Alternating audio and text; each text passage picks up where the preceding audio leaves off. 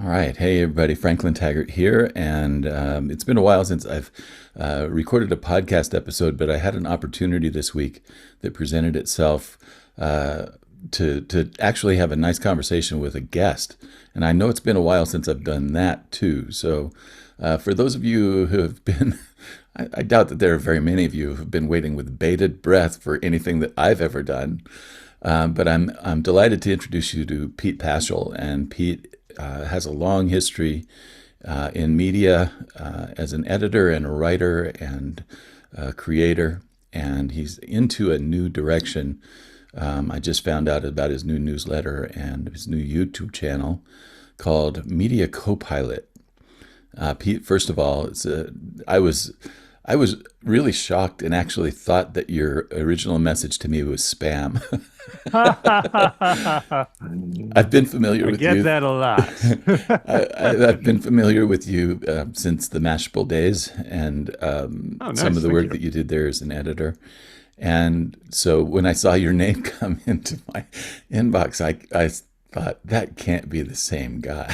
It's an impersonator. But here you are. Yeah, And it's possible. No, it's me. First of all, Franklin, thanks a lot for having me and getting past your spam prejudices, perhaps, and allowing me to be a guest on your show. I'm thrilled to be here.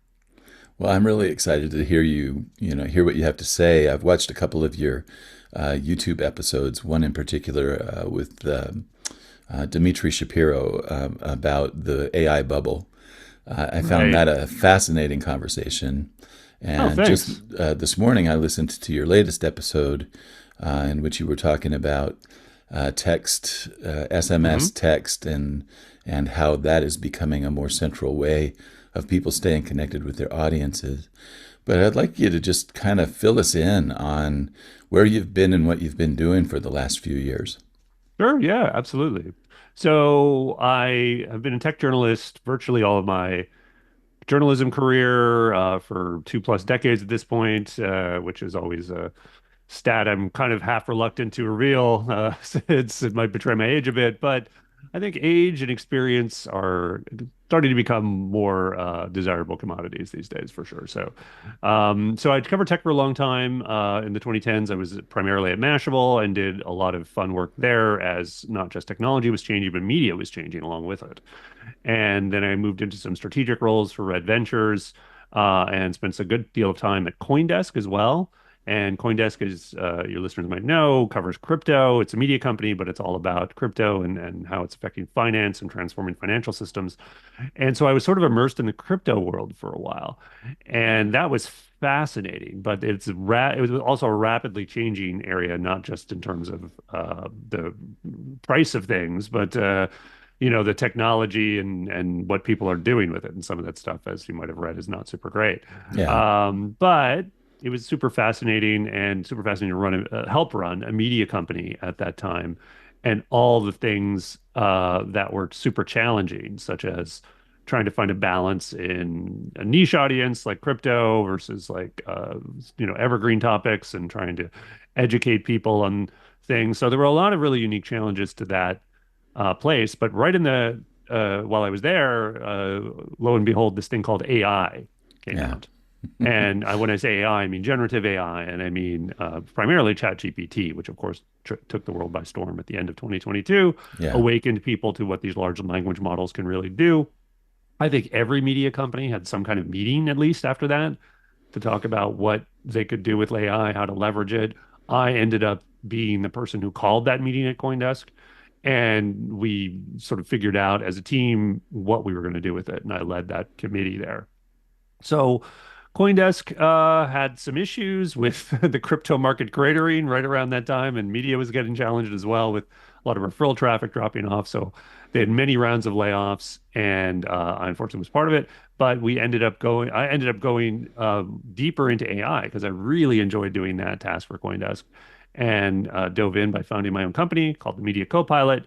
And it is all about figuring out how AI is changing media, both in a macro level. What are the trends? What are the incentives that are changing this whole environment? But also at the ground level, like what can reporters, editors do with the technology, and to sort of to make their lives easier and sort of upgrade their whole way of working to ensure both, obviously efficiencies and stuff like that, but also integrity, right? Like, Yeah. there were a lot of early experiments with AI in media, and people were trying to do articles that were written by AI, which is kind of the most obvious use case, but it's also kind of the worst use case you could probably do. And so I think we're kind of well past that, and now we're really figuring out, okay, how do we do this? And I like to think I'm a part of that. Yeah, excellent. Well, it's definitely a bold new frontier for a lot of reasons. And I come mostly, as you know, from the creative sector. I work with a lot of freelancers, a lot of folks who are in design and illustration and video editing and things like that. And we're all kind of sitting on the edge of our seat, going, "Oh my gosh, what do we do now?" And I think that that's you may see a lot of that in media as well. It's like, okay, Hmm. what how is the game even a game anymore? you know. Yeah. But the thing that I was really curious about, you've been exposed to the tech industry for a really long time. Like even before you were on Mashable, you had some time with sci-fi, and you had some time Right. with some other pretty potent tech arms. And what I'm really curious about is like, how long have you been following the developments in AI, just as a tech editor, as a tech writer? Yeah. So, yeah, truthfully, probably for a while, like from at least 15 years, if not more. So, Yeah. thanks for sort of following and noting my career path. It does go back all the way to when tech meant stereo systems and high definition TVs, right? Which was quite some time ago. But then I had a really great opportunity in the mid 2000s to do a tech blog for the Sci-Fi Channel. And it was a great time to be doing that when tech was just getting really, really interesting. This is right when sort of YouTube came out and Facebook was coming out. The iPhone was about a year or two away. And it was just such an amazing time for tech. So that's really when I sort of dove in, because I went from sort of this enthusiast type angle to how is tech transforming our culture. And AI at the time was fairly primitive. It was still a number of years before Google introduced sort of autocomplete. Yeah. Maybe it was sort of starting right then. I think autocomplete in the late 2000s. And that was sort of the extent of AI. And you kind of started to think, oh, interesting. So these predictive algorithms can be applied to data sets and then sort of give you actionable stuff. Yeah. And that's like, obviously the whole gist of it, and that idea has been around for sort of forever, but seeing it on a consumer level, that's like autocomplete and things around that, like that time was sort of right when it was starting to happen. And then talking to sort of tech folks, like they're always building, they're always thinking about like, what can I automate away? What is the friction I can eliminate? Yeah. And can I monetize and productize this, right? And you just saw that bit by bit, and it was sort of culminated in my view when I was at Mashable, and it was a Google developer conference around 2015, 2016, and they debuted what was called Duplex, Yeah. which was their assistant that could speak and actually call places like restaurants and hair salons and get appointments for you.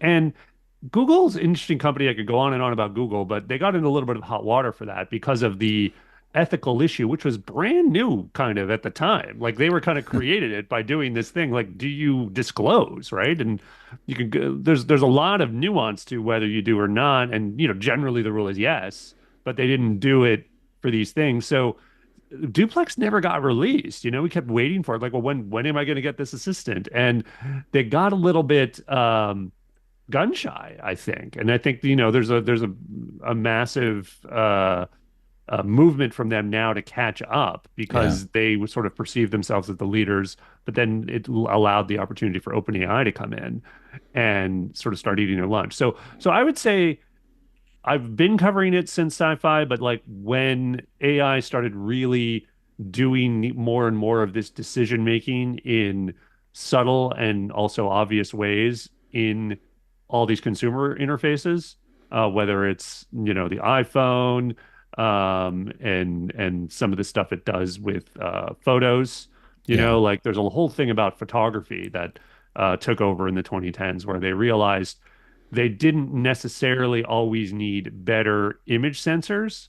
It used to be all about the hardware and making those as good as possible and lenses in devices. And then it sort of flipped around the same time Duplex came out. It's like, oh, it's all about computational Uh, photography, which is applying AI to images, right? Like it's yeah. all about like how do you blur the background and how do you get the colors to pop? And there's techniques like HDR and whatever, but then you apply again more AI to just get more out of it.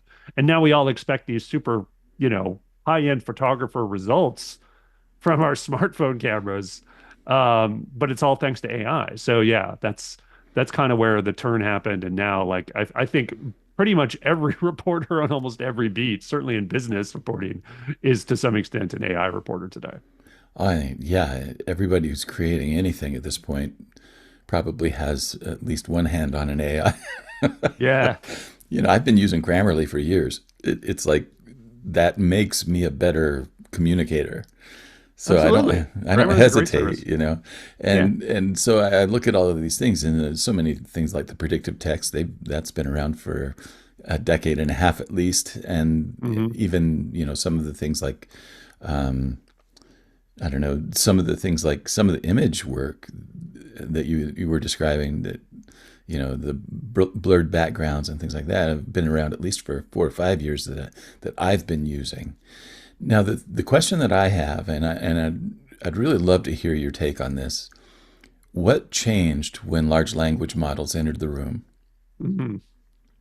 Well, that alone is kind of the change, and that like AI kind of became a different thing with these new techniques that could apply inference to the things they were doing and teach themselves, in a sense, how to do things. Like prior to large language models, you needed to put train AIs on like here's a dog and here's a cat and whatever, and then once they sort of developed they had the attention paper at Google and how to sort of brute force these things with just more data and more trial and error.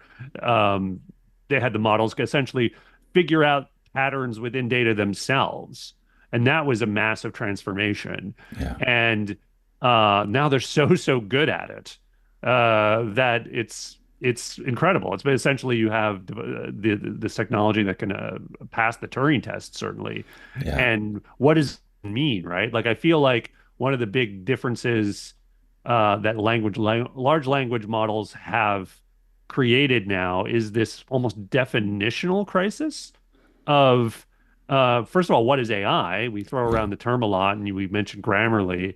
Is it AI? Because there's also like AI features within Grammarly that are more clearly AI as yeah, opposed to, but the original service itself is kind of AI, right? Like if you think about it in the broadest sense. So there's sort of a definitional issue with that, and also on the other end of it, there's what is AGI, which is something that presumably an intelligence that can kind of do almost any general purpose human task better than a human, right? yeah, And then there's the whole super intelligent thing, and there's all these definitions. But I feel like for putting aside the super intelligent thing, it seems like every time we advance in some way, whether it's a diffusion model doing incredible things with images or video, or a large language model, writing poetry or really good prose, or doing the needle in a haystack problem with incredible accuracy, which of course is, finding a sort of weird piece of data within a big data set that,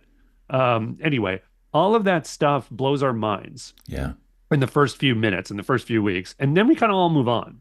And now it's kind of yeah, like just expected. And it's like, oh yeah, just use ChatGPT for that and sort of what have you. So I feel like with large language models, they've really created this expectation and definitional problem where we have a hard time even knowing what's cool anymore or what's groundbreaking, because it just seems like last week we had some incredible thing that 30 years ago we would have thought was just C3PO, or whatever, like, and today that's just, oh yeah, whatever, it's just the thing. We're still waiting for the next thing. So this is why, a lot's being made of AGI. I brought that up. I do think one day we're going to get there by some definition, probably fairly soon, but then we'll all go like, oh, yeah, okay, now we have it. And Yeah. now we'll just use it in things, and that's life. And it won't be the thing that, this singularity moment or whatever that everyone sort of thinks is going to transform the world into the Matrix or something. I don't know what they're thinking, but I think it's just going to be the same old world. We're just, have AI everywhere helping us out with things. Well, Ray Kurzweil's been writing about that stuff for decades, man. Yeah.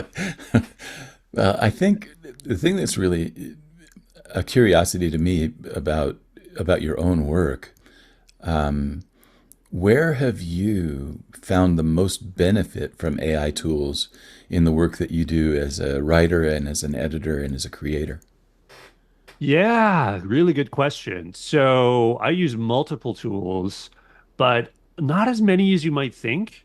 I tend to be a perfectionist in my work. Like I'm a Yeah, writer, I'm a reporter, and when I do any kind of project, whether it's a article or a podcast or a short video, like I want it to be good. And so the problem, it's not a problem, it's a recognition that AI isn't there to give you finished products. yeah, It's there to speed up stages along the way. But for that to be worth something to me, when I care about the quality, they need to be performant, right? yes, So like I care about the like a little bit of a quality difference between models. Now I'll sort of reveal some preferences here.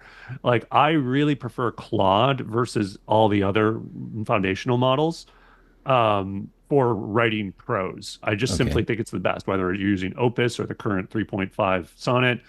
They're just better at writing prose, and that's certainly there's some subjectivity to that, but there's a sort of a general consensus online about that.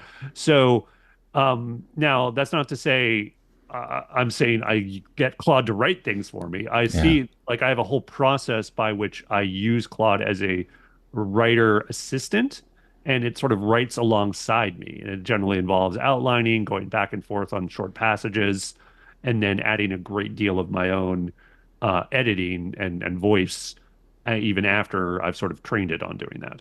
yeah, So that there's a whole process with sort of writing alongside AI or writing with AI. So that's one of those tools. There's a few others that, in terms of the video realm. So I do another podcast. It's called Pull to Open. yeah, And it's a Doctor Who podcast that I've been doing for a number of years. I've started using more AI tools to do clips and things of that nature from the podcast. And they're just starting now, I would say, to getting to the point where I can sort of use them and not be utterly disappointed with the results. And yeah, so I'll give you another preference. I find among all the editors out there, well, there's actually two. There's one called Opus Clip that yeah, does a pretty good job of clipping videos out of your podcast and captioning them and saving a certain amount of time and giving you something you can possibly then import and perfect. yeah, And then there's another one called lesser known. It's called Camcorder AI, mm, and they just have some really nice tailoring that I can do with clipping the podcast and stuff. So again, there's a lot of tools, and I've used a bunch of them, but I would honestly say there's, in terms of like, if you're a person who cares a lot about quality, and I think that's most creators, there's probably like only about 15% of them that are really worth your time. yeah,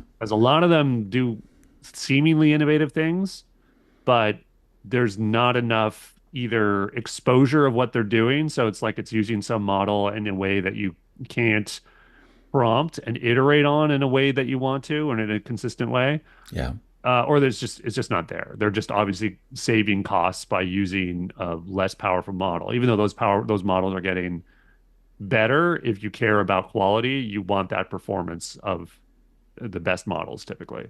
yeah, And but yeah, those are a couple. Like so for Opus and Camcorder and Claude are all great. But I will say, like, just as a general purpose chatbot, I still use ChatGPT. There's a lot of yeah, ways to get it now. I got the Mac app.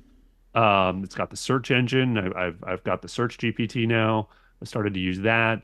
And they just have some really nice out of the box features, even for individual users, like memory and custom instructions, which not every AI, there's not many that have it, right? yeah. So yeah, those are some of my day to day. Excellent. You're the second person in 2 hours that's mentioned Opus Clip to me. Hmm. So that's definitely going to be Okay. that's going to have to be on my list of things to try. I'll send you a link. It's Very cool. it's an affiliate link actually. So Excellent. wouldn't Well, mind if you if don't you mind, give we me could useful. probably drop that in the description as well. Sure, Um, sure. and Come your way. any affiliate links that you'd like to share, Pete, that you would want to put in the description, I'm happy to post them. There's a tendency that I've seen in the marketplace that alarms me. And the example that I'll give you is one that I see on YouTube that's pretty prominent right now. And that is the people who are setting up AIs to just create vertical shorts en masse with no skin in the game, Hmm. no human in the game, and they just post after post after post after post after post. And so what's happening is just this flood, and I wouldn't even call it mediocrity. It's not even close to mediocre. Right. It's just it's like and so what they're doing is they're gaming the system to boost their viewing minutes and their number of views and their audience and stuff like that just by flooding the system with all of this material. Hmm. And the biggest question that I have about that is, do you ever use your AI tools to curate information for you, as far as, like, even if you just want to read something for your own enjoyment, Hmm. do you ever use AI tools for that particular that kind of search? Now, I know Google is kind of an AI tool on steroids anyway as a search engine, but what's stopping you from just putting into chat GPT? Can you give me a list of the 10 books this year that have been most talked about as far as this particular topic is concerned? For sure. Yeah. So AI is a great curator. I haven't done it too much like super custom for myself, but I use a number of different tools to do the kinds of things you're alluding to. But I do want to say really quickly with like your YouTube example is great, and it's a good example of the what some I forget who said this, but the tsunami of crap problem that AI has created, Yeah, and the cost of doing content has essentially fallen to zero. And so anyone can just throw together stuff with ChatGPT, tie that to some automated process, and really start just cranking out whatever and seeing what sticks. So this presents a pretty big problem for platforms because people are just essentially throwing out all this spam. And I think YouTube's probably a little slower than other places in creating better filters because that's ultimately what we need, and we need them now. And yeah, there is to some extent some that is happening. Certainly, Google is weeding out a bunch of these sites that are pure, AI slop. yeah, And there was a famous article it was written about in Wired about how the Hairpin, which was a sort of beloved blog from back in the blogging days, that changed hands and ultimately went bankrupt. And someone got the URL, which had a lot of SEO clout, certainly, and then just started putting AI slop on it. And I think they're still doing that, but at least Google delisted them, and they're doing that en masse. And in other words, the filters are starting to catch up, probably not as quickly as they should, partly because Google has skin in the AI game, and partly because even if they didn't, I don't know. I certainly don't think AI detection is the same as bad, right? yeah, Like I say, like if some of the articles that I write alongside AI, and I don't do that for everything, it's a certain type of article, but when I do it, they might show up as partially AI written in an AI detector, but they're still good. Okay. I've made sure they're good. I'm a professional journalist and editor. Yes, AI helped me write certain passages, but it is a good informational article. And so the presence of AI doesn't necessarily mean a lack of quality. But the problem is every one of these spam operations now uses AI. So it's yeah. it's skewing the perception of it in a unfortunate way. And hopefully the filters catch up. Now, back to your original question about the curation. Absolutely. I find one of the best tools for this that I use is Perplexity, just out of the box Perplexity. Okay, It's really good at giving you very detailed answers and not super detailed, like in that it's overwhelming you. It's just got the right details of the thing you want. And the general search works really well, but I would say that the filtered searches work even better. And one of those filters that they have is for Reddit. Mm. And I think the label's now just social. But what I really appreciate as I would say a non-Reddit enthusiast. Like I sort of missed the Reddit train. I know it's a super relevant site. A lot of people share their stories, insights, information there. But I will say like I don't spend time there, and I've never found a Reddit post on my own. Like they've all been forwarded to me from either a news article or someone else because I just don't spend time there. So I really appreciate a filter like Perplexity and a curator essentially that's like, oh, what are people on Reddit saying about X or Y or Yeah. whatever it is, this gadget, this trend in AI, this thing in politics, and they'll tell you. It'll just like, okay, here's all the relevant conversations about this thing, and here are the general trends of it. And I love that aspect of AI, that summarization, and I can go deep or go see the original post if I want. But a lot of the time, that's really all I need. Yeah. And I think in terms of like these new way of it's essentially a new way of search is kind of what we're getting at, Yeah. this offloading the curation to AI. And I think the more these search engines proliferate and get use, the more people will sort of get used to their quirks, right? And I love that because we have been so used to a monopoly in search, and I can actually say that word because it's been declared by the government. Because we all go to Google, and honestly, I think for most people, it doesn't even occur to them there's a Bing or a DuckDuckGo or whatever else. It's like, oh, well, Yeah. Google didn't find anything, so blah, blah, blah. Or Google found this crappy thing, so I'm going to go with that.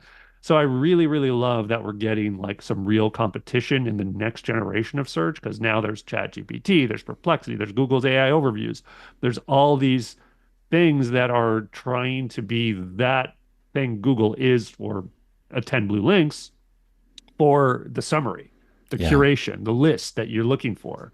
And that's an inherently less frictional process. I don't think pairing search engines with LLMs is going to go away. I think it's going to be, I also don't think traditional search is going to go entirely away, but Yeah. LLM powered search is going to be a significant part of the search market. And I don't think we've hit anywhere near the ceiling of it. If We've I only had to just guess, begun. yeah, I think, it's probably only about 5 or 10% of searches or something. I just get it's just a guess, but I think it's probably going to get somewhere closer to 50 over the next several years. It's going to be interesting to see how the whole thing with SEO unfolds too. I know that the people that I work with who specialize in SEO are already starting to see a lot of changes based on the introduction of the AI, you know, showing up at the top of the results. Yeah. And so their SEO practices are, you know, not as strong as they once were, just de facto. Yeah, and I think there's going to be some version of SEO that emerges, and which is to say, for an LLM to find your information, the best information to summarize and then link to, Yeah. right? Though there will be some voodoo science that emerges, and just like the early days of SEO, it'll either be super obvious like keywords and then it'll either or it'll just simply be voodoo, right? It'll be all snake oil. Oh, we can get you to get in the LLMs and if you do X or Y, but um until there's a lot of trial and error that people use and figure out on that, it's going to be really hard to do. And honestly, like one of the challenges, I mean, they're starting to do more with explainable AI, but even the model creators themselves don't fully understand how these LLMs make their decisions, right? So Yeah. I think it's going to be probably more snake oil than keywords, right? So I always sort of say this. I teach a lot of classes on AI to creative teams, and when I'm explaining the basics of it, I always talk about essentially a decision tree, a literal tree of like your queries coming in on the trunk, and then based on the things you ask, it's the LLMs picking branches to go down, and then within those branches, sub branches, and then finally it arrives at whatever leaf that it thinks is the right answer for you based on a lot of inference and whatever else, but also based on its weighing of probabilities and the patterns in that tree. Yeah. And that can change even with the same query, you know? So kind of be sure. That's why this is where I go into prompt engineering and like this. So be sure about your query, like be specific and, Yeah. make sure it, you can tell it which branches to go down and it'll get a much better chance of having a good result. I think that's one of the things that I have just this last kind of a question before we go into what you're doing with the Media Copilot. Um, I'm, I work with a lot of people who don't have a lot of technical experience. People who are, they stopped at email and they've been satisfied with that for 25 years. Nothing wrong with email. Still, Nothing wrong with I that. do a newsletter. Like and subscribe. Yeah, exactly. But the thing that I think is really important is that I know for some of them that they're feeling kind of left behind by the whole thing. And, I think the thing that initially brought us together was that you'd heard me speaking about the concern that I have for the impact that this is going to have on the creative workforce and on creative work and the value of it in the marketplace in general.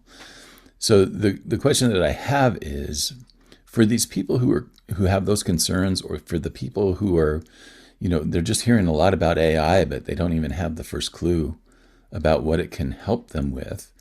Where do you put them in the stream? Yeah, it's a really good question. And I think there's a lot more people that are in that boat than, people like myself and maybe you are kind of immersed in this stuff than we appreciate. Yeah, there's a lot of people sort of still at the beginning of the journey, so to speak. So I honestly think it's less about the tools themselves and really more about a mentality around it, right? There's a lot of sort of fear around AI. I don't think it's purely a fear thing, don't get me wrong. But if you aren't familiar with them and not, the theory, but actual like how they sort of work, people get knee-jerk reactions about them being replaced or just, humans in some level becoming irrelevant in the wake of this technology.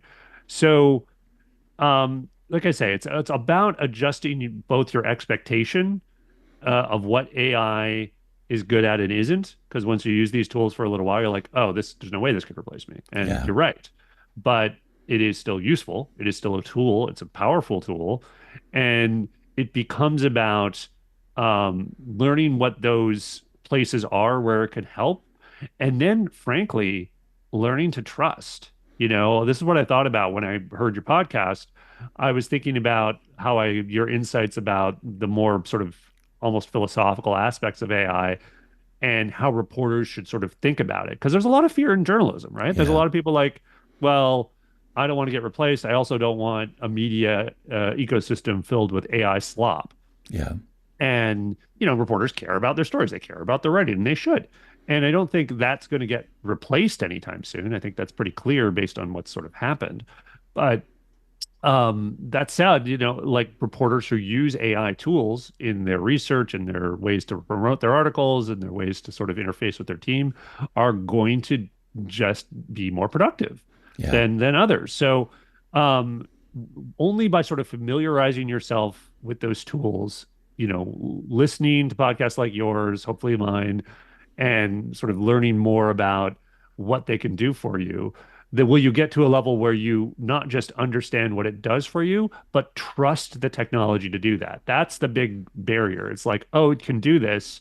Now I'm going to tell it to do that and trust that I'm going to get good results. yeah, And it doesn't mean you take yourself out of the loop. That's not what I'm getting at. But it is more like I trust it enough to use it as a tool. When you trust a hammer enough that it's not going to fall apart or smash the thing that you're actually hammering instead of assembling it or fixing it. That's the level people need to get at with AI, yeah, because, if you have never used or even seen a hammer before, you might wonder about it. And you might actually smash something the first time you use it, right? And you're just like, well, that doesn't mean you shouldn't use it or never think it's a useless tool. You just got to sort of work your way with it, listen. There's a lot of stuff on YouTube for hammers as well as yeah. AI. And once you sort of get there, you'll trust it. You'll trust yourself with it. It'll be okay.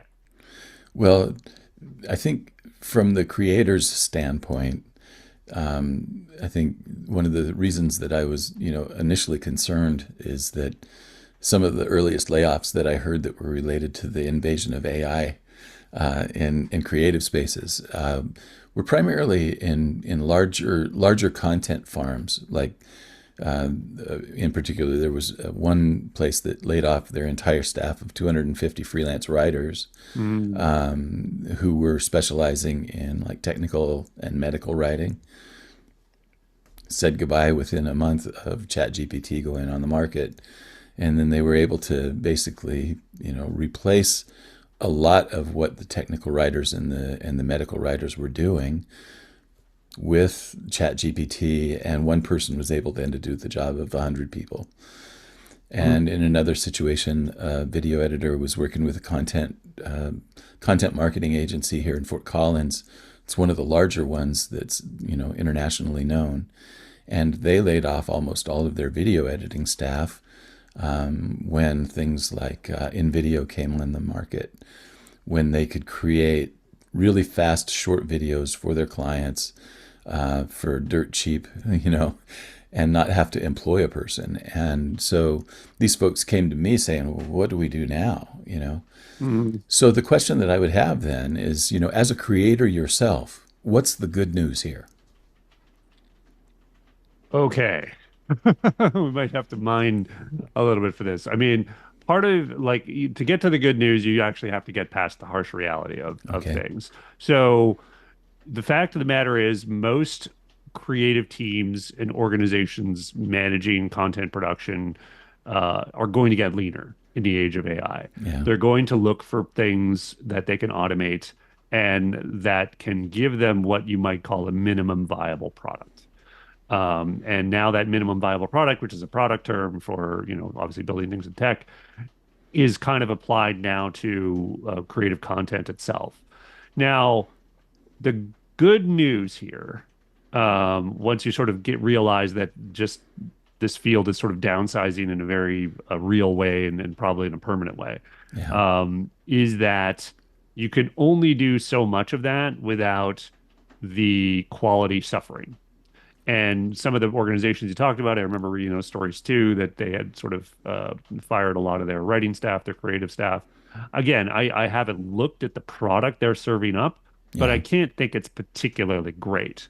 And there's probably not a whole hell of a lot of human insight attached to it. No. And, but it is an unfortunate reality that there's going to be a a brand of job that will likely be farmed out on places like Fiverr and end up using a lot of overseas work to check the work of the AI. So the Yeah. AI is going to put out something that is quote unquote acceptable, and then they sort of correct it. Now, here's the thing. Again, the level of quality will never match that of humans, but that will create a demand for that level of quality in part of the market. Yeah. And in some ways, for the brands that matter, where this performance matters, like I talked about quality on my own work, that's very common and that's going to happen. That will exist rather, but it is it's going to be, I think, more federated. It's going to be a little bit more like smaller sort of mid-size operations that are standing out in the sea of bigger places that are downsizing and turning to AI to solve their problems. So that's where I would sort of say, if I had to give advice to folks who sort of made their career on freelancing and doing quality work for good brands, I would say take your search down a notch in terms of the size of the brands and the influence of them, maybe, and you may catch more fish there because Okay.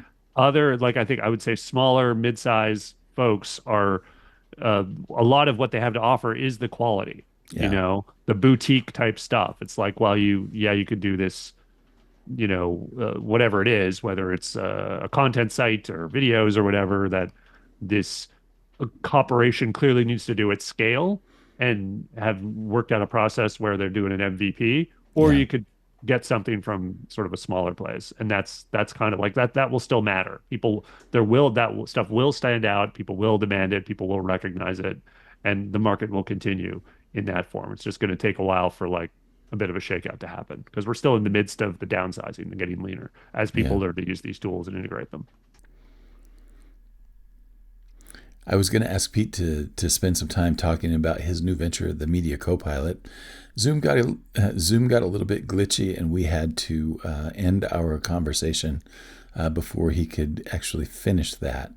So I wanted to just kind of share with you a little bit about the Media Copilot. It is a newsletter, and he also has a YouTube channel. And I feel like that one of the things that I really appreciate about what Pete is doing here is that he's presenting very level-headed information.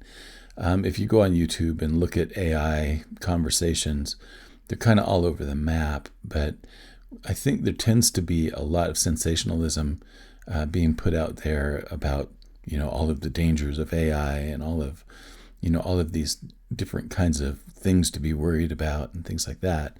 One of the things that I appreciate about the Media Copilot is that there are very level-headed conversations that are going on about what AI can do and what's possible and how things are unfolding.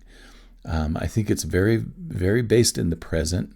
There's not a lot of alarmism about the future, but it's something that I think that if you are interested at all in AI, especially if you are a writer, a publisher, someone who is doing a lot of creating in the realm of publications and things like that, I think the Media Copilot is going to be something that you'll find very helpful. So the Media Copilot is on Substack, and it is at mediacopilot.substack.com. And then I also wanted to show you the YouTube channel. I appreciate the YouTube channel a lot. I've been able to watch a few videos on it already, and I really like the way that Pete is bringing together some of these great voices on the subject of AI and all the things that are happening in conjunction with it. It's not just limited to large language models and some of the latest trends. He's talking about things like retaining really strong contacts with audience through other media as well, like text and SMS. I really appreciated the input that he put in terms of telling us some resources that would be helpful for us as we start to do a lot more creativity with AI. And I was really happy to hear about Perplexity, and that is something that I'm going to go check out, as well as Opus Clips. So again, big thanks to Pete Pachal for being the guest today on the Virtual Coffee Break Takeover. And I'm going to try and get to be a little bit better about showing up in your feed again. I always appreciate your good feedback. I always appreciate a subscription. Be sure to visit the links that we've put in the description. Some of them are affiliate links. No apologies there. But I'm letting Pete have his affiliate links there, so he can benefit a little bit from your visits to his recommendations. Thanks again, folks, and stay tuned. I've got a little bit of a blurb coming right up. Thanks for joining me for this virtual coffee break. If you're in a situation in which you feel dissatisfied, restless, or out of place, and you're not sure what you need to do next, I offer a free 1-hour coaching session called the Best Next Step Call. It's a legit coaching session with no sales pitch. Schedule yours with no strings attached by going to my blog, franklintaggart.com, and finding the image that says Schedule Your Best Next Step Call Now. Click on the image, reserve a time on the schedule, and I'll look forward to meeting you soon. Thanks again.